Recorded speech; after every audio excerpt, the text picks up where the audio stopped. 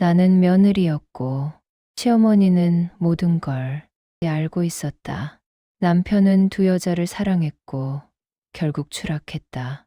그 집에 들어간 순간 나는 이미 약자였다. 결혼식 날 사람들은 내게 복 받았다고 말했다. 착한 남편, 번듯한 직장, 혼자 아들을 키운 시어머니까지 겉으로 보면 흠잡을 데 없는 집이었다. 하지만 나는 사진을 찍으며 시어머니가 내 손을 꼭 잡고 하던 말을 잊지 못한다. 우리 집은 조용한 게 좋아. 말 많으면 탈나. 웃으며 한 말이었지만 그 말은 분명했다. 이 집에서 나는 말을 줄여야 했다. 그날 밤 남편은 휴대폰을 손에서 놓지 않았다. 회사 단톡방이야. 그 말이 거짓말처럼 들리지는 않았다. 다만 이상했던 건 그가 메시지를 보며 웃고 있었다는 사실이었다. 아내 옆에서 다른 생각으로 웃는 남자를 나는 그날 처음 봤다. 시어머니는 아들의 하루를 나보다 더 잘 알고 있었다. 결혼하고 가장 먼저 느낀 건 소외감이었다. 남편의 일정, 술자리, 출장, 그 모든 걸 시어머니가 나보다 먼저 알고 있었다. 오늘 우리 애 늦어. 요즘 회사가 힘들대. 나는 아내였지만 이 집의 정보망에 포함돼 있지 않았다. 한 번은 조심스럽게 물었다. 어머님은 어떻게 항상 먼저 아세요? 남편은 귀찮다는 듯 말했다. 엄마니까 그렇지. 그 말이 왜 그렇게 차갑게 들렸는지 그땐 설명할 수 없었다. 임신은 축복이 아니라 시험이 되었다. 임신 테스트기에 두 줄이 떴을 때 나는 한참을 앉아 있었다. 기쁨보다 두려움이 먼저 왔다. 이 아이를 낳으면 나는 이 집에서 더 깊이 묶일 것 같았다. 남편에게 말했을 때 그는 웃지 않았다. 지금이야. 그 한마디에 모든 감정이 무너졌다. 시어머니의 반응도 비슷했다. 몸조리 잘해. 괜히 애매하게 굴지 말고. 애매하다는 말이 무슨 뜻인지 나는 알고 있었다. 어느 날 시어머니가 아무렇지 않게 말했다. 지혜라는 애 있지. 나는 숨이 멎는 줄 알았다. 회사 사람이래. 우리 애가 요즘 많이 의지한대. 그 이름을 나는 남편에게서도 들어본 적이 없었다. 그날 밤 나는 처음으로 남편의 휴대폰을 몰래 열었다. 메시지는 지워져 있었지만 통화 기록 하나가 남아 있었다. 지혜 38분. 그 숫자가 머릿속에서 떠나지 않았다. 나는 결국 말했다. 어머님, 도연 씨가 다른 여자를 만나는 것 같아요. 시어머니는 한숨을 쉬며 말했다. 증거는 느낌으로 집 망치면 안 돼. 그리고 아주 천천히 덧붙였다.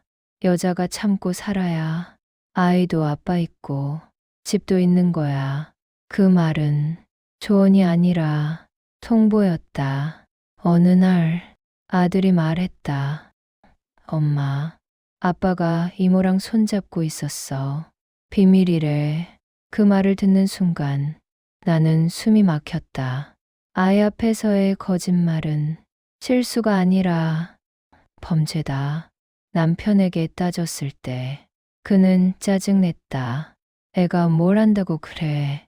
그 말에 나는 확실히 알았다. 이 사람은 자기 아이를 지킬 생각이 없었다. 그날 이후 나는 시어머니의 과거를 조금씩 알게 되었다.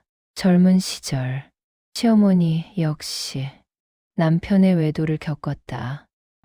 그때 시어머니의 시어머니는 말했다고 한다.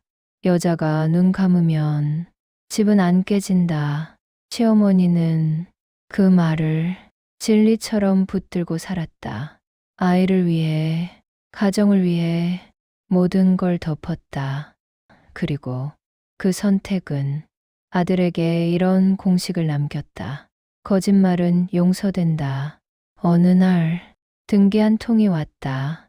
법률사무소, 혼인예정 통고, 금전 약속. 종이를 들고 손이 떨렸다. 시어머니에게 보여주자 그녀는 종이를 내려놓고 말했다. 괜히 큰일 만들지 마. 아들의 죄보다 체면이 더 중요하다는 뜻이었다. 아들은 담담하게 말했다.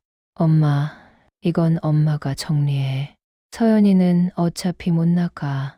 그 말에서 나는 모든 걸 이해했다. 이 남자는 어머니의 침묵을 권력으로 쓰고 있었다. 재판정은 차갑고 조용했다. 판사는 말했다. 피고 도유는 혼인 중 타인에게 혼인 예정 사실을 고지하고 금전적 약속을 하여 사기 및 재산 은닉 혐의로 기소되었으며 그 문장은 아들이 아니라 범죄자를 부르고 있었다. 피고 도윤에게 징역 1년, 집행유예 없이 실형을 선고합니다. 그 순간 법정은 조용했다. 시어머니는 아무 말도 하지 못했다. 아들은 끝까지 고개를 들지 않았다. 집으로 돌아오는 길, 아이는 물었다. 엄마, 아빠는 나쁜 사람이야? 나는 잠시 숨을 고르고 말했다. 아빠는 자기 선택에 책임을 지게 된 거야. 아이는 고개를 끄덕였다. 그 작은 고개 끄덕임이 이 모든 이야기를 끝내고 있었다. 나는 며느리였고 시어머니는 모든 걸 알고 있었다. 아들은 두 여자를 사랑했고 결국 추락했다. 판결 다음 날 아침 집은 이상하리만큼 조용했다. TV 소리도 없고 전화벨도 울리지 않았다. 그동안 이 집을 채우던 불안과 눈치와 침묵이 한순간에 빠져나간 것 같았다. 나는 처음으로 아침밥을 서두르지 않고 지었다. 아이 도시락을 싸면서 문득 이런 생각이 들었다. 이 집은 이제 누군가의 거짓말로 유지될 필요가 없구나.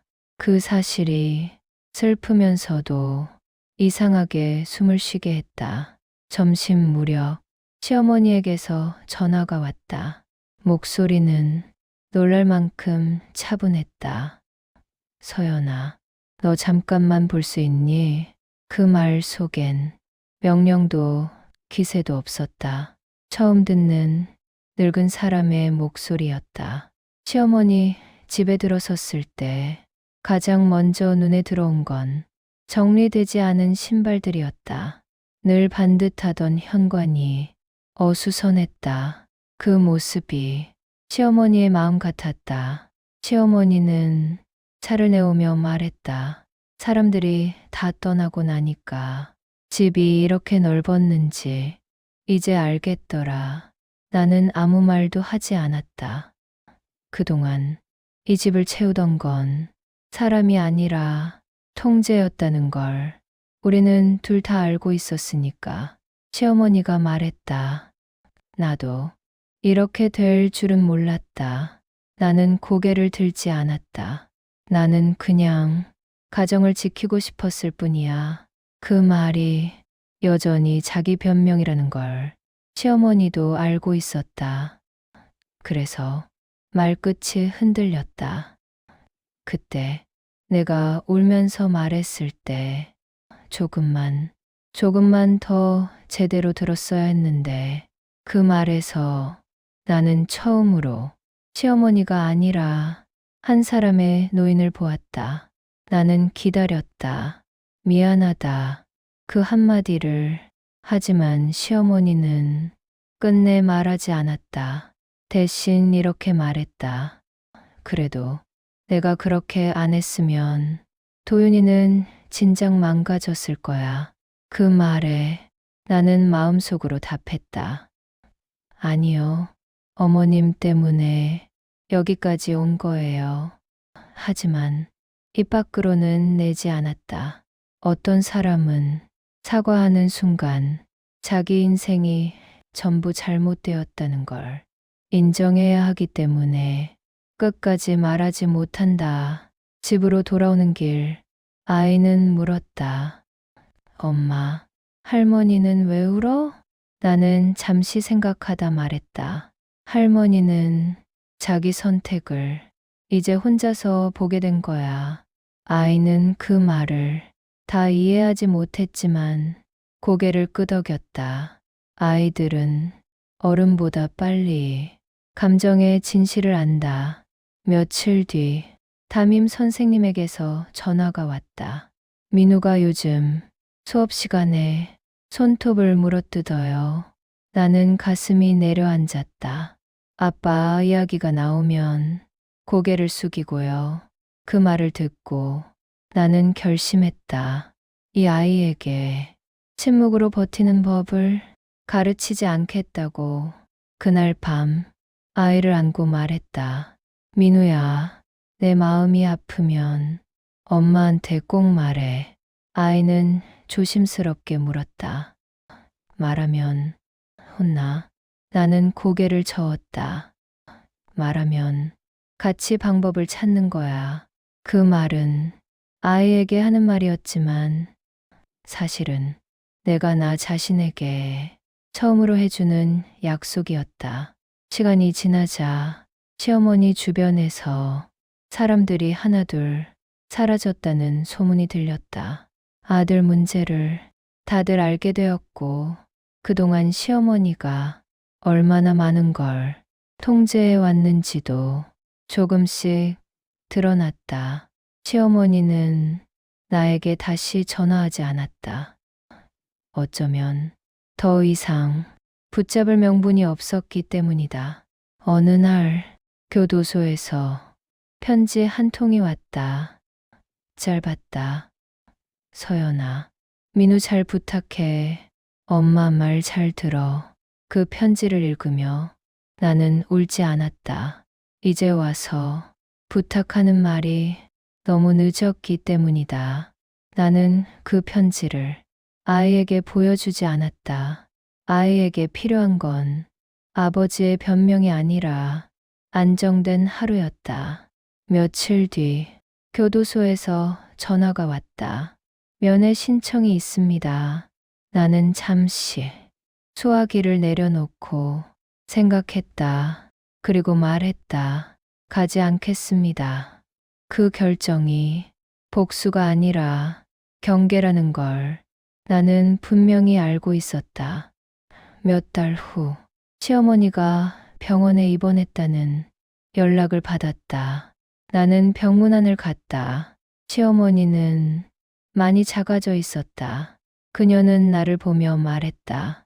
이제야 조용해졌구나. 나는 고개를 끄덕였다. 어머님, 이 조용함은 벌이 아니라 결과예요.